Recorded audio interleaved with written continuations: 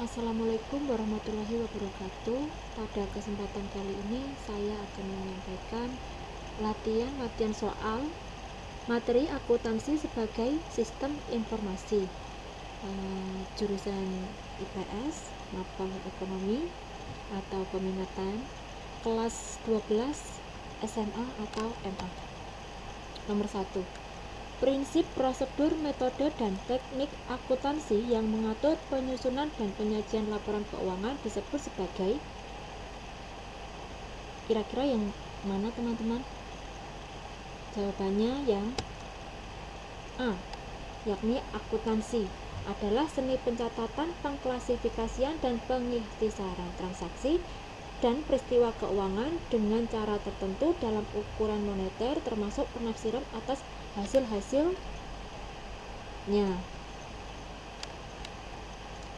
Nomor 2. Laporan keuangan harus memenuhi syarat diterima oleh umum. Artinya, laporan dibuat berdasarkan ketentuan resmi yang dikeluarkan oleh badan yang berwenang, yaitu siapa?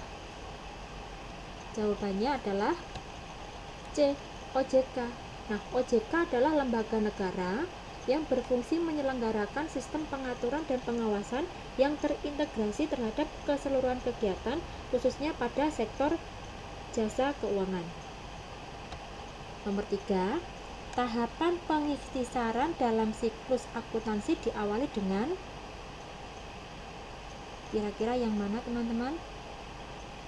Jawabannya adalah yang C.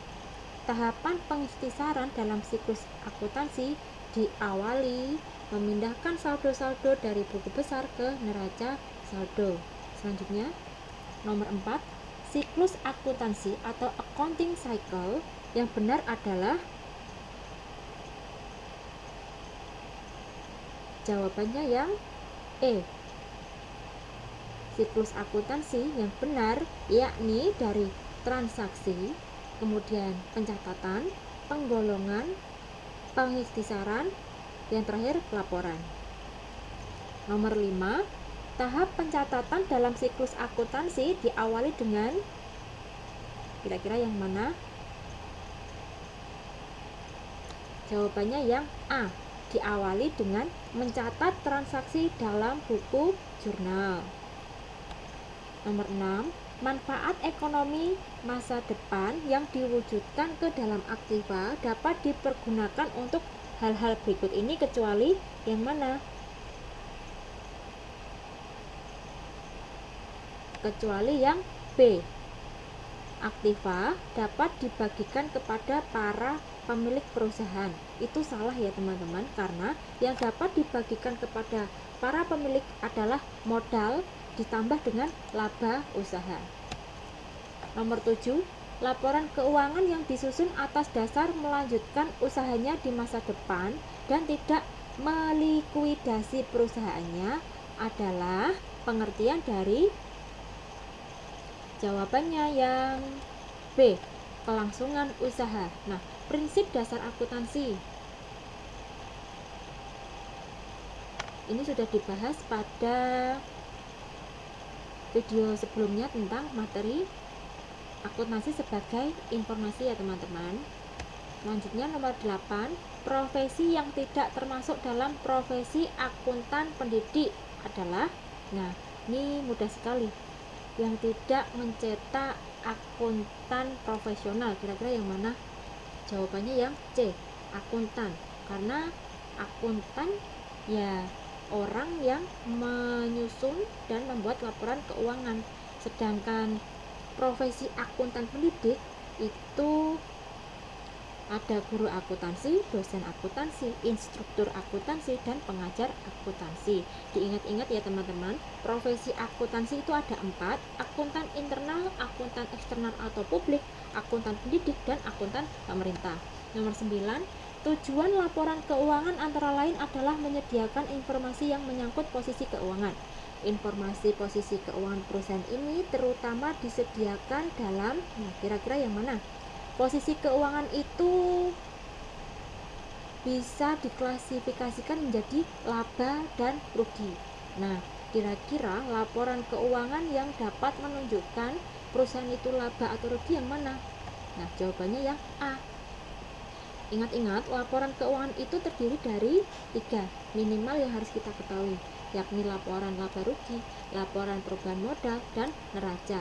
Nah, posisi keuangan sudah saya jelaskan, terdiri dari laba dan rugi. Informasi laba dan rugi dapat diperoleh dari laporan keuangan, yakni laporan laba rugi. Selanjutnya nomor 10, kegunaan informasi akuntansi sebagai berikut: menentukan besarnya pajak, menentukan besarnya kredit usaha yang diberikan, mengevaluasi jalannya kegiatan usaha, membuat berbagai kebijakan dalam mengalokasikan keuangan, mengetahui besar gaji yang diterima. Nah, kegunaan informasi akuntansi bagi pihak internal suatu perusahaan adalah kira-kira yang mana, teman-teman?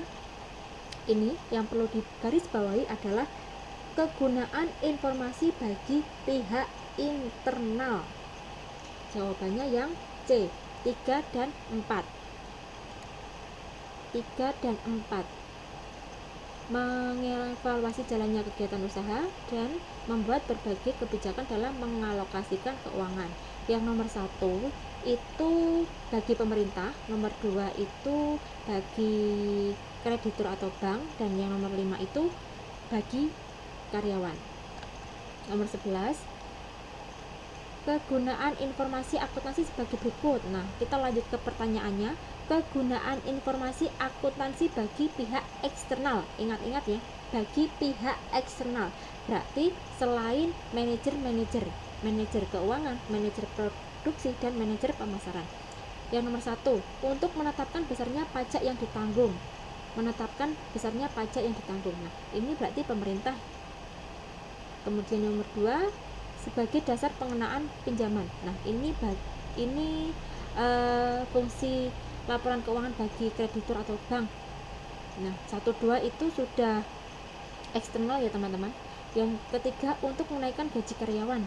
Untuk menaikkan gaji karyawan. Yang menaikkan gaji karyawan itu siapa? Manajer keuangan. Nah, manajer keuangan itu masuk pemakai internal. Yang keempat, pedoman pengambilan keputusan perusahaan. Nah, ini juga internal.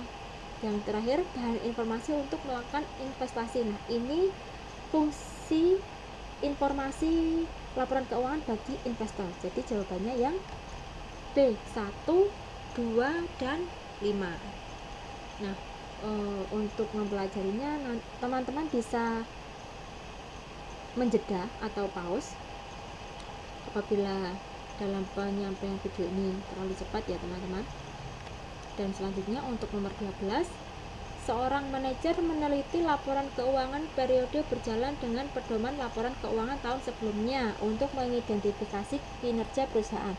Dalam hal ini, laporan keuangan memiliki sifat kira-kira yang mana ini? Untuk mengidentifikasi, nah, jawabannya yang B, kata kuncinya meneliti laporan keuangan berjalan dengan berpedoman laporan keuangan tahun sebelumnya. Nah, materinya ini sudah dibahas pada video materi akuntansi sebagai informasi, dan ini kita bahas sedikit atau teman-teman bisa menjeda saja ya. Lanjut ke soal 13. Sifat laporan keuangan dilihat dari sisi cost and benefit, memiliki arti bahwa perlu kita ketahui, cost artinya biaya, benefit artinya manfaat. Nah, kira-kira jawabannya yang mana? Jawabannya yang A. Biaya untuk membuat laporan tidak boleh besar dari manfaat yang diterima. Kemudian nomor 14, bidang akuntansi yang tujuan utamanya membahas prinsip, prosedur, metode, dan teknik pemeriksaan untuk menentukan kewajaran suatu laporan keuangan adalah, di sini kata kuncinya pemeriksaan. Jadi jawabannya yang E, pemeriksaan untuk menentukan kewajaran. Berarti jawabannya yang E, akuntansi perpajakan. Untuk lebih jelasnya lagi, ini ada materi bidang-bidang akuntansi, teman-teman bisa menjeda dan membacanya. Nomor bidang akuntansi yang berkaitan dengan penyusunan laporan keuangan yang ditujukan untuk memberikan informasi kepada pihak-pihak yang berkepentingan. Kira-kira jawabannya yang mana, teman-teman? Jawabannya yang akuntansi keuangan. Nah, materinya bisa dibaca dengan menjeda video terlebih dahulu. Selanjutnya soal nomor 16. Pak Agus berprofesi sebagai guru akuntansi di salah satu SMA negeri di kota Yogyakarta. Nah, profesi Pak Agus termasuk dalam akuntan. Mudah ini. Jawabannya yang ya betul, yang C, pendidik ya. Ingat-ingat, profesi akuntansi ada 4, internal, eksternal atau publik, pendidik, dan akuntan pemerintah. Nomor 17, akuntan yang bekerja secara independen. Nah, kata kunci di sini independen, bebas untuk memeriksa kewajaran laporan keuangan suatu perusahaan disebut akuntan. Kira-kira yang mana? Ya, yang E, publik atau eksternal. Selanjutnya nomor 18, dalam menjalankan perusahaan, harta pemilik dan perusahaan harus dipisahkan. Nah, merupakan konsep dasar akuntansi berupa kira-kira yang mana? Yang C, kesatuan usaha. Materinya bisa dijeda dan dibaca. Selanjutnya nomor 19. Soalnya tahap terakhir dalam proses pencatatan siklus akuntansi adalah, ingat-ingat, siklus akuntansi ya teman-teman. Jawabannya yang E, posting ke buku besar. Tahap terakhir dalam proses pencatatan. Nah, tahap pencatatan ada dokumen sumber, ada jurnal, dan terakhir itu posting ke buku besar. Nah, ini terakhir, soal terakhir. Double entry keeping merupakan suatu sistem pencatatan keuangan dengan cara, ingat-ingat, double entry bookkeeping itu artinya sistem tata buku berpasangan. Nah, kira-kira yang paling tepat yang mana? Iya, yang D, memfokuskan pada sistem pembukuan berpasangan. Nah, terima kasih atas perhatiannya. Semoga